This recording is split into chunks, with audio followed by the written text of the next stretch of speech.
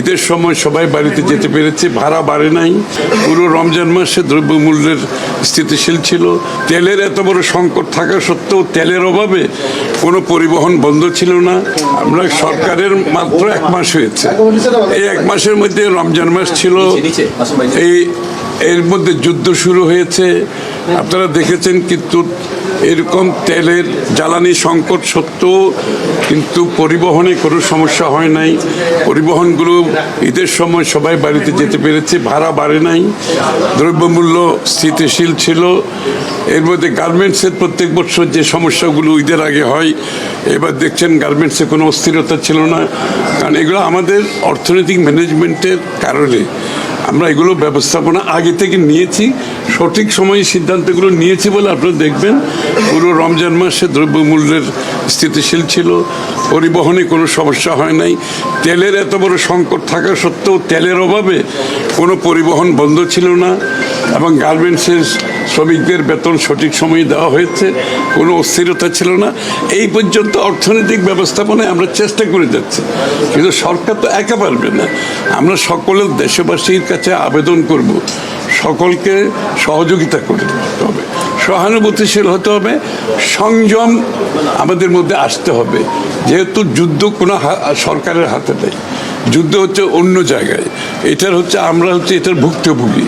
এই জন্য আমাদেরকে একটু সংযমের দিকেও যেতে হবে, সরকারকে সহযোগিতা করতে হবে, সহানুভূতিশীল হতে হবে। সবাই মিলে আমরা সংকট থেকে উত্তরণ করতে পারবো, অর্থনীতিকে এগিয়ে নিতে পারবো। অপটিক্যাল ব্রাইটেনার, কালার গার্ড এবং জার্ড লক সমৃদ্ধ অ্যাডভান্স ফর্মুলায় এলো নতুন রে ডিটারজেন্ট পাউডার। না, আমাদের তো IMF এর সাথে তো আমাদের একটা প্রোগ্রাম চলছে অলরেডি, এবং এই প্রোগ্রাম তো বেশ কয়েক বছর ধরেই চলছে, এবং এই প্রোগ্রাম অব্যাহত আছে। এই প্রোগ্রাম আছে, এটা আবার ফার্দার রিভিউতে যাবে, সেটা অসুবিধা নাই। ইন দি মিন টাইম আমরা বাংলাদেশের অর্থনীতিতে যে ব্যাংকিং সেক্টরে তো আমাদের যে বাংলাদেশ আমরা দায়িত্ব নেওয়ার আগ পর্যন্ত যেটা আমরা পেয়েছি অর্থনৈতিকভাবে, যে একটা খুবই খারাপ অবস্থায় অর্থনীতির যে অবস্থায়, সেখান থেকে উত্তরণের জন্য যে প্রোগ্রামগুলো আছে, যে বাংলাদেশ জাতীয়তাবাদী দলের ম্যানিফেস্টোতে যে কথাগুলো বলা আছে এই সংকট থেকে উত্তরণের ব্যাপারে, যে সেগুলো আমরা আলাপ করেছি। যে বিশেষ করে এরকম একটা অবস্থা থেকে উত্তরণ করতে গেলে আমাদের যে অনেকগুলো রিফর্ম দরকার, অনেক ডিরেগুলেশন দরকার। অর্থনৈতিক ব্যাংকিং সেক্টর তো অত্যন্ত খুবই খারাপ অবস্থায় আছে, শেয়ার বাজার খুবই খারাপ অবস্থায় আছে, তারপরে ট্যাক্স জিডিপি অবস্থা খুবই কঠিন। তো এগুলো থেকে উত্তরণ করতে হলে আমাদের যে ইলেকশন ম্যানিফেস্টোতে আমরা যে কথাগুলো বলেছি, আমরা বলেছি এগুলো বাস্তবায়নের মাধ্যমে এটা সম্ভব, এবং এগুলো বাস্তবায়নের যে পদক্ষেপগুলো আমরা একটার পর একটা নিয়ে যাচ্ছি। ইতিমধ্যে আপনারা দেখেছেন অনেকগুলো সোশ্যাল সেক্টরে যেগুলো আমরা অলরেডি কাজ শুরু করে দিয়েছি, যে ফ্যামিলি কার্ড থেকে শুরু করে কৃষক কার্ড থেকে, কৃষকের ঋণ মৌকুফ থেকে শুরু করে এগুলো চলে গেছে। এখানে ওই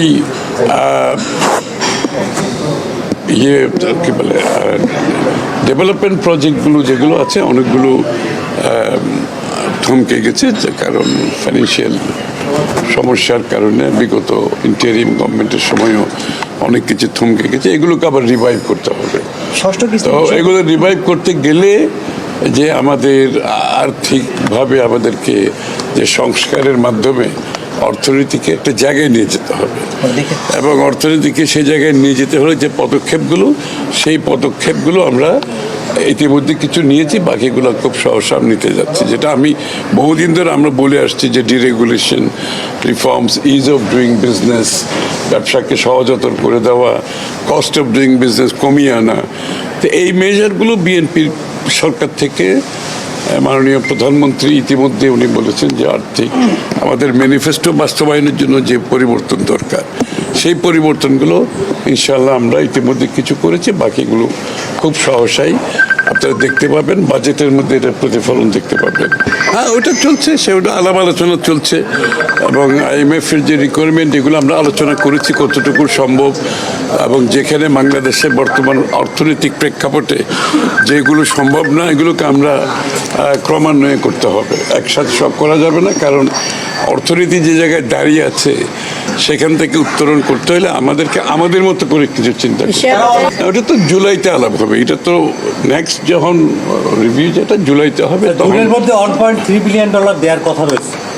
না জুন না, ওটা জুলাই, ওটা জুলাইতে রিভিউ হবে, ওটা জুলাইতে গিয়ে রিভিউ হবে। এর মধ্যে আমরা বাজেটের প্রস্তুতি চলছে। এই পর্যন্ত এগুলো আলোচনা হয় না, এগুলো আমরা তো ওয়াশিংটনে এপ্রিলে মিটিং আছে, স্প্রিং মিটিং আছে, সেখানে আলোচনা হবে বিস্তারিত। স্যার, IMF আপনাদের কি পরামর্শ দিল এই যে যুদ্ধের প্রেক্ষাপটে? হ্যাঁ, যুদ্ধের প্রেক্ষাপট আছে, তারপরে ব্যাংকিং সেক্টরে চ্যালেঞ্জ আছে, ক্যাপিটাল মার্কেটে চ্যালেঞ্জ আছে, জিডিপি, ট্যাক্স জিডিপি তো আমরা সবচেয়ে একেবারে নিম্ন পর্যায়ে, এটাতে ইমপ্রুভমেন্টের ব্যাপারে আমরা কি করতে পারি ওগুলো তো আগের বিগত সরকারগুলোর বিষয়ে তো আলোচনা হয় না। আমরা তো মাত্র শুরু করলাম আমাদের কাজ, আমরা আমাদের কাজগুলো নিয়ে আমরা জ্বালানি আমদানিতে যে অতিরিক্ত অর্থ হবে সেটির যোগান কিভাবে দেবেন আপনাদের পরিকল্পনা? সেগুলো আলোচনায় হয়েছে, আলোচনার মধ্যে আছে। আমরা স্প্রিং মিটিংয়ে ওয়াশিংটনে যাচ্ছি, সেখানে বিস্তারিত আলোচনা শেয়ার বাজারে সিদ্ধান্ত